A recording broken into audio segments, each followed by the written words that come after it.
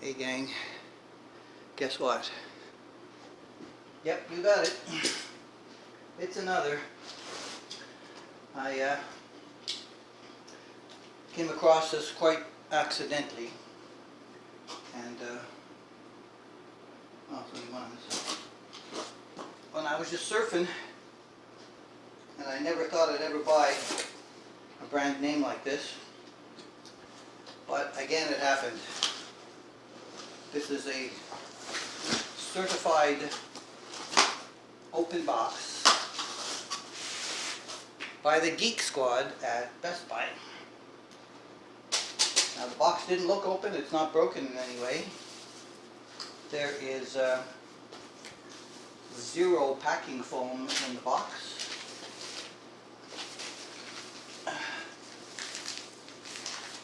I mean, zero. There's a little support for the neck, but absolutely zero for the sides of the guitar, or the bottom. So, yep. And then, it was the day after I ordered this that I saw Daryl Braun's video about this from about a year ago. And it has those dreaded semi-closed tuners on the back of the headstock like the Kramer did. And I tried to cancel the order and it was just shipped. Because I really didn't want to go through the problem with these tuners again. But, attention. Valuable and important accessories in the box. Do not discard. Well, we'll look. And we'll see if there's any. Oh, and there's no hardware in the box like they said. So it's a certified open box without the hardware. Luckily I have so much of it. Darn. Well, I looked at the front on the website and they said it was flamed. This model usually goes for $300 here, and they had it on special because of the open box for $170. And I thought, all right, I'm gonna try an Epiphone, since I've never done that either. Well, I did it. I've seen a bunch of reviews on it. It sounded good from playing, some people did. So the fret ends are sharp, not as bad as some, but they will need attention.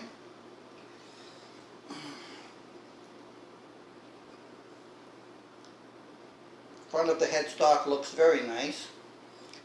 Special 2. It's a special 2. The back of the body, in the light from my window, looks good here. Sometimes it looks different when I get it under the lights downstairs and I can see things better. But yeah, the body looks nice. As far as finish goes, the clear coat is very clear, very smooth. And once I get a nice Simonized waxing on there, it'll probably be even nicer. The frets are grungy. I can tell that right away from just looking at them and feeling them. They're a little bit grungy. They'll all need to be polished anyway. The fretboard, they said it was rosewood, but I think Daryl said he didn't think it was. Looks like there's some dye along the edges of it. It's a bit brown, light brownish. Headstock looks nice. Let me see what they're going to feel like after I get a string loose. Well, the Tunematic bridge on this thing is smaller than a standard BM003. It's very much thinner in every dimension. The action is set Amazingly, almost where I would want it. And this bridge is still sitting up high on the post. That might give me a little bit of a chance with the roller bridge, because this is one of those that has that wire ring or a retainer in the front of it. Yeah, those things. The tailpiece looks nice. It has the flathead screws. Standard dime size pots are smooth. What have they got on here for humbuckers? Designed by Epiphone USA. Electrisola magnet wire, ceramic 8 magnets. Double vacuum waxed. Performance is our passion. Well, ceramic 8. That's something I've not heard of. And I'm interested to give it a listen right here in my own shop. The translucent color for the blue with the wood grain is very nice. Something weird here. Usually there's a scarf joint here, but for some strange reason the color here is a little bit darker right up until this part of the headstock, and then it gets lighter over there, and I don't know if that'll come out in the light here. Probably it's not gonna. Closer. Just barely. Yeah, just here, right underneath where the sticker is, the square one is, yeah, it's darker on this side and then lighter up the headstock. It's barely noticeable, but it is noticeable in this light. And actually, the teal aquamarine color here is prettier than the darker color that's down there. Anyway, looks pretty good from an aesthetic point of view. We're going to see what the tuners are like. These actually have buttons. I'm just gonna loosen one up here and see if these posts jiggle. Oh yeah, they jiggle. Now some people said they work okay, but I mean, there's some people that said they don't. So it looks like I'm going to have to find a way to fix them again. I was looking at hardware this morning at the hardware store, and they have some small washers, like the ones I had to take off of a set that I bought that fixed the Kramer ones, and then I had to throw the rest of the pieces away except for the buttons. But yeah, I might be able to get washers to put inside there this time without having to buy another set of tuners. And the little package of washers are only like $2.50 compared to, you know, a set of tuners for 25 bucks. For a bolt-on neck, I mean, you can tell here on the side, the pocket's really tight on both sides. But if you look at it just from this angle down here, I swear it looks like a set neck. It's that tight. Wow. That's impressive. We'll see what else there is. Alright, the next step will be to the bench. Okay, I took the low E off just to see inside, and luckily inside the tuner, this time the top part of it is fully enclosed in this top section here, the top race. The ones I had on the Kramer, they were open on the side and the post was flopping around. Now it's just this shaft that has got play, and screwing this up does not make any difference. So it needs a tiny little spring washer between the gear and the base plate, and that should do it. So what I'm going to do is I still have time today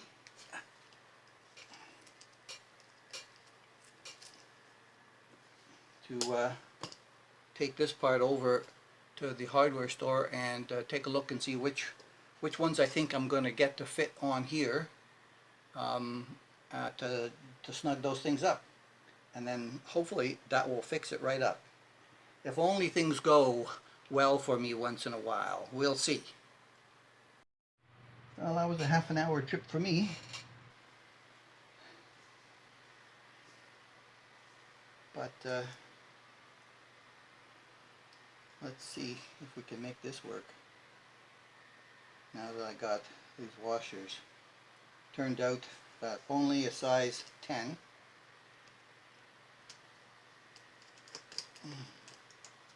was the one that would go around the post. Come on, you're going to go in?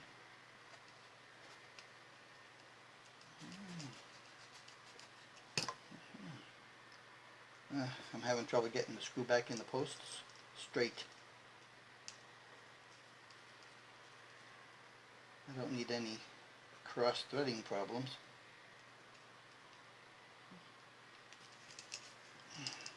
But it looks like it wants to give me one.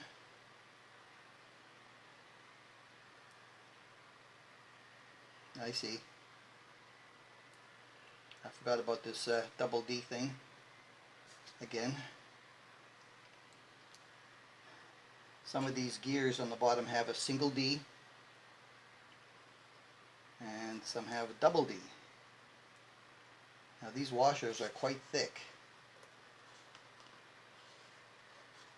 Alright. Compared to the ones that were on the tuners last time. Darn. I'm probably going to have to fight with it a lot to get it to go on there. See if I can flatten the spring part down just a little bit. Maybe it'll give me a chance. Maybe it'll give me a chance.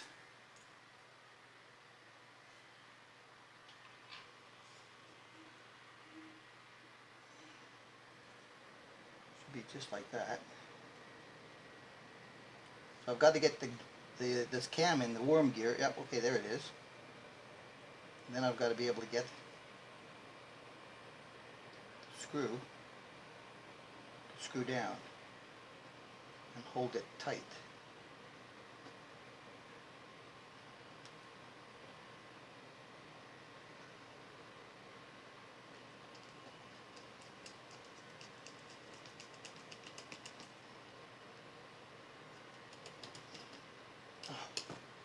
By Jove, I got it. Okay, so it's possible. It's possible. It can be done with these washers. Alright. That's all I needed to know. This one I'll put back on temporarily and use it. Now, that post is not going to jiggle at all. So all it needs is a little washer right up underneath that cam. Can that get in there? Yeah, see that little washer? That's a spring washer. If I had gotten a flat, I might have been able to make it work with that too.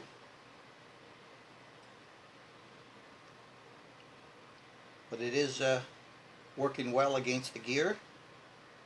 That's great. Super duper. Instant fix for $2.60 something cents. Haha! Yay guys, yay. So I'm going to clean up my hands now because I'm full of grease from the inside of there. Look, they even put grease in them. I'm really impressed. And I'll fix the rest of those after I'm done with the other things I need to do on the guitar.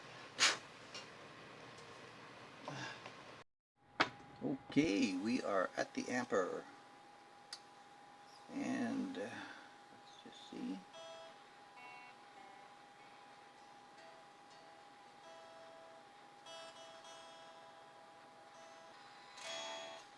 Sounds good acoustically.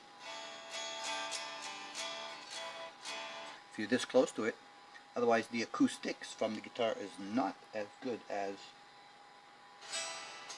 some others that I have. Okay, back to the 65 Deluxe. Bridge position. Daryl Brown says the D is the prettiest sounding chord on guitar, and I have to agree with him. It's my favorite.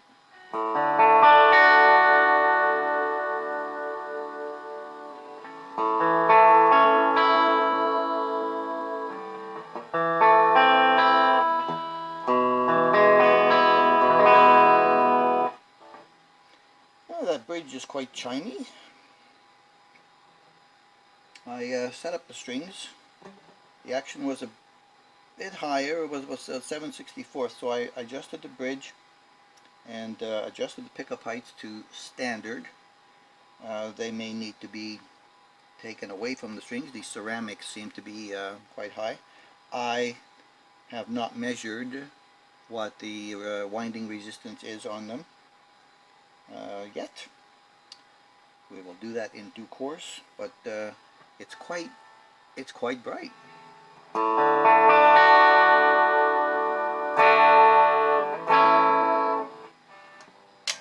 Neck.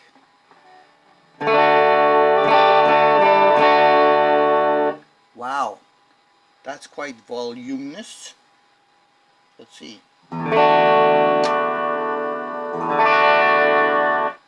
Yeah, it might be needing to go down to try to balance out volume between the two.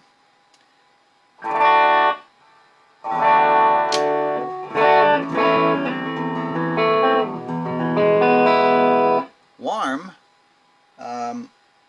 not muddy, good mids. A little bit too much there. Probably needs to go back way down further than spec. Find where the balance is between the two, and then the mid will be a mixture of both of those.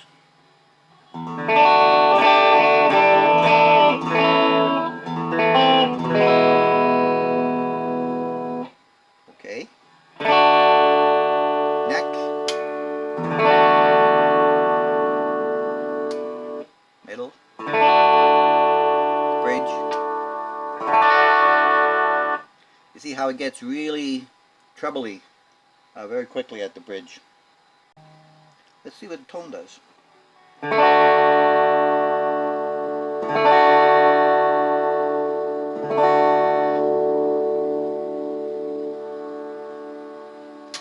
It's very linear. That's good. Let's see what it does to the bridge.